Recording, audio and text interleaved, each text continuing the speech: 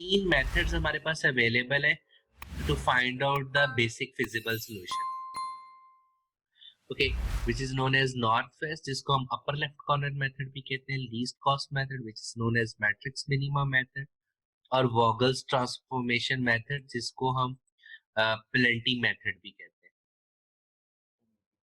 ठीक है, तो इन तीनों मेथड में जो सबसे बेस्ट मेथड है वो जनरली वॉगल्स अप्रोक्सीमेशन या प्लेंटी मेथड है.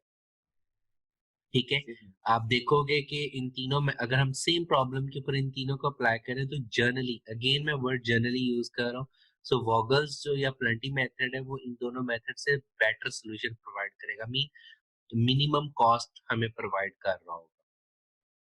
ठीक है, क्योंकि ये तीनों के तीनों कौन से मेथड है, ये हमें इनिशियल फिजिबल सॉल्यूशन प्रोवाइड करते हैं, और जो हमें ये सॉल्यूशन प्रोवाइड करते हैं हमने उसको यूज करते हुए आगे लेके जाना होता है to find out the optimum solution. और हम ये भी देखेंगे कि जब वॉगल्स के जरिए आपने सॉल्यूशन को फाइंड आउट किया होगा तो आपकी जो नंबर ऑफ आइटरेशन है इन ऑप्टिमम सॉल्यूशन वो भी कम होंगी कंपेयर टू अदर्स. ठीक है, ओके, सो हम क्या करते हैं, हम स्टार्ट करते हैं with north west corner method या जिसको हम अपर लेफ्ट कॉर्नर मेथड भी कहते हैं. ठीक है जी, okay, so north west corner method के ये जो 4 स्टेप्स बेसिकली लिखे हुए हैं, दिस इज इट्स एल्गोरिथम. हम क्या करते हैं, जो हमारे पास टेबल बना होता है हम उसका upper left mean cell number 1 1, ठीक है, उससे हम स्टार्ट करते हैं और हम जिस सेल को सिलेक्ट करेंगे हम उसके अगेंस्ट की सप्लाई और डिमांड को कंपेयर करेंगे. ठीक है, दैट स्टेप 2. ठीक है जी, जो मिनिमम होगा वो हम वहां उस सेल को एलोकेट करेंगे, और देन जिस रो और कॉलम की सप्लाई या डिमांड फुलफिल हो जाएगी उसको हम क्रॉस करते हुए फिर हम आगे जाएंगे. अभी हम इसको एग्जांपल के साथ करते तो मजीद क्लियर होता है. ओके, ये हम वही एग्जांपल जो हमने लास्ट डिस्कस किए. ठीक है, इसमें अब देखिएगा कि अगर हम डी और ए, अब डी की जो कैपेसिटी थी सप्लाई थी वो 100 थी, ई की 300 थी, एफ की 300 थी, ए की 300, बी की 200 और 200. So according to net north west corner method हमने सबसे पहले कौन से बॉक्स को सिलेक्ट करना है, जो अपर लेफ्ट है, मीन सेल नंबर 1 1. ठीक है जी, सो हम क्या करेंगे, हम इस रो की सप्लाई को और इस कॉलम की जो है वो टोटल रिक्वायरमेंट को कंपेयर करेंगे, डिमांड को. सो जो मिनिमम है वो यहाँ पे आ जाएगा. ठीक है जी, और हम देन क्या करेंगे कि उस वैल्यू को कैपेसिटी में से भी माइनस कर देंगे, मीन 100 माइनस 100 यहाँ पे 0 हो जाएगा, और 300 माइनस 100 यहाँ पे 200 हो जाएगा, बच जाएगा. ठीक है तो जी, भाई अगर वेयर हाउस रिक्वायरमेंट मिनिमम होता तो फिर हम वो वैल्यू सेलेक्ट बिल्कुल बिल्कुल जो मिनिमम है. ठीक है, एंड ऑफ कोर्स जो मिनिमम होगा जब नेगेटिव करोगे तो वहां पे 0 हो जाएगा. जैसे वो चाहे डिमांड 0 होती है चाहे कैपेसिटी 0 होती है, सो जैसे यहाँ पे कैपेसिटी 0 हो रही है तो it mean first row cancel हो जाएगी. सो दैट मीन कि हम अब नेक्स्ट सॉल्यूशन के अंदर इस रो को इनकॉर्पोरेट नहीं करेंगे. ठीक है जी, सो इट मीन ये वाले दो सेल तो कंफर्म नॉन बेसिक बन गए ना. ठीक है, सो ये कैंसिल आउट हो जाएगा. अब हम नेक्स्ट जो आइटरेशन करेंगे, तो नेक्स्ट आइटरेशन में जब ये रो कैंसिल हो जाएगी तो नॉर्थ वेस्ट सेल कौन सा बन गया, ये वाला.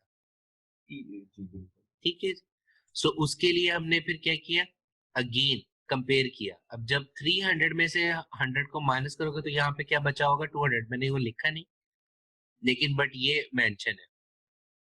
ठीक है, सो इस 300 में से हमने प्रीवियस आइटरेशन में 100 माइनस किया हुआ तो यहाँ पे क्या था, 200.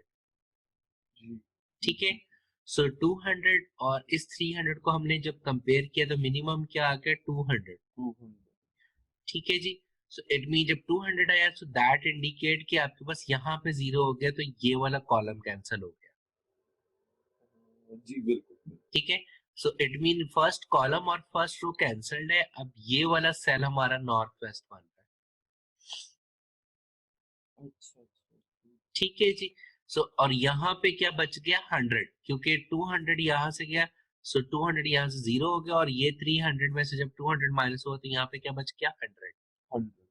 तो दैट इंडिकेट अगर ये वाला सेल बन रहा है तो हमने 100 और 200 को कंपेयर करना है। जी बिल्कुल। ठीक है। सो इट मीन यहाँ पे क्या आ जाएगा 100। सो यहाँ पे आ गया 100। जी क्लियर। सो इट मीन जब 100 आया तो यहाँ से वो कैंसिल होके 0 हो जाएगा, तो सेकंड रो भी गई, और यहाँ पे क्या बच जाएगा 100 बच जाएगा। 100 माइनस 0 100 और नहीं 100 अ, माइनस 200। बिल्कुल 100 बच जाएगा।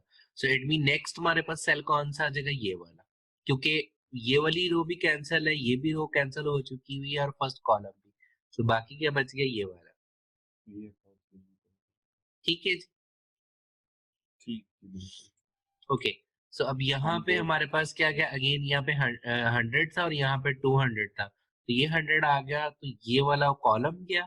सो बाकी इधर भी 200 बच गया और इधर भी 200 बच गया, तो वो 200 यहाँ पे एलोकेट हो जाएगा। ठीक। ठीक है।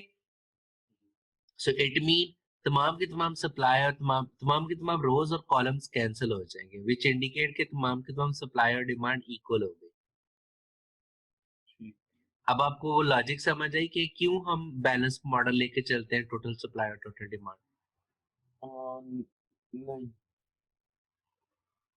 इसलिए कि मतलब इसलिए क्योंकि हम क्या करें, हम वन बाय वन सप्लाई और डिमांड को कंपेयर करें, जो मिनिमम होता है उसको लिख लेते हैं, जैसे वो 0 होता है उसको कैंसिल कर देते हैं। अगर बैलेंस्ड होगा तो इन द एंड तमाम के तमाम जीरोस होके ये फुलफिल हो जाएगी ना 700। अगर आप इन सबको जमा करो, देखो ये 700 ही आ रहा होगा। जी बिल्कुल। ठीक है। अगर ये बैलेंस ना होता तो ये कभी भी इन तमाम का सम इसके इक्वल ना होता। अच्छा ठीक। ठीक है ना। सो इसलिए हम बैलेंस्ड प्रॉब्लम जो है वो बना के चलते हैं।